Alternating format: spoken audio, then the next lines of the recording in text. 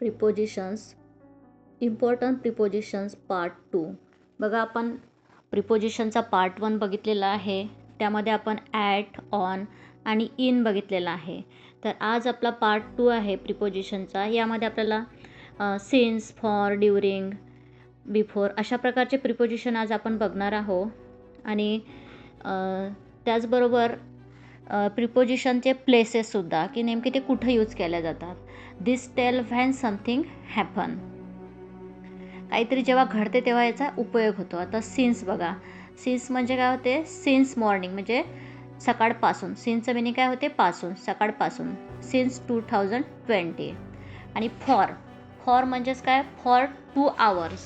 आता फॉरचं जे मिनिंग आहे काय इंडिकेट करते, period of time. They during म्हणजेच काय होते, दरम्यान, ड्युरिंग द क्लासच्या दरम्यान. देन बिफोर म्हणजे पूर्वी किंवा आधी. बिफोर सनसेट म्हणजे सनसेटच्या आधी. आफ्टर म्हणजेच काय होते, नंतर, आफ्टर लंच. आता बघा, आता प्रिपोजिशन्समध्ये आता काही प्लेसेस जे म्हणतो आपण, prepositions of places.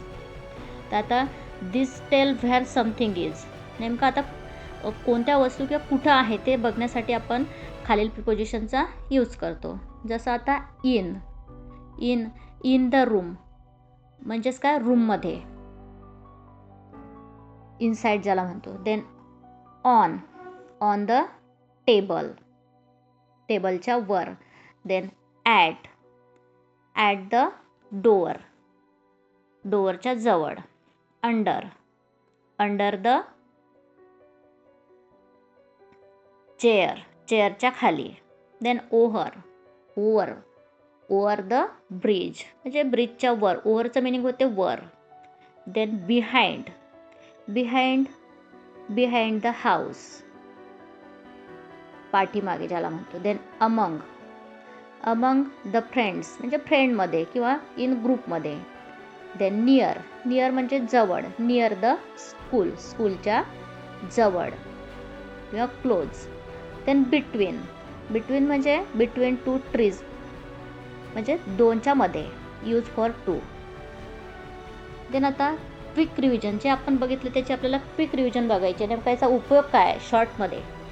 Since specific time, for period of time, then during within a period, then before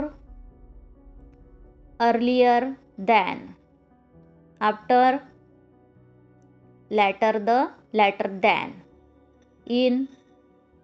inside, on,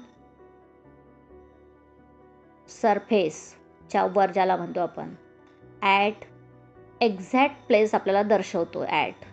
then under means below किंवा त्यालाच आपण खाली म्हणतो. देन ओव्हर मीन्स अबाऊ किंवा वर. Then behind means at the back किंवा पाठीमागे. Then between use for 2, 2च्यासाठी यूज केला जाते बिटवीन, 2ची जेव्हा तुलना केली जाते तेव्हा. देन अमंग इन द ग्रुपसाठी among. Then near means close to. Now tell me in the comment. आता हे जे काही आपण बघितलं, कमेंटमध्ये तुम्हाला एक कमेंट केलेली आहे, त्याची तुम्हाला ॲन्सर देण्याचा प्रयत्न करायचा आहे. Which preposition is use with Monday कोणत्या प्रिपोजिशन, मंडेसाठी कोणतं प्रिपोजिशन यूज करसान, ॲट, ऑन वगैरे. देन आता राईट 1 सेंटेन्स युजिंग इन, ज्याच्यात इन आहे अशा प्रकारचा सेंटेन्सचा तुम्हाला यूज करायचा आहे. If you like this video, please like, share and subscribe. In the next video, we will learn remaining prepositions. Thank you for watching my video.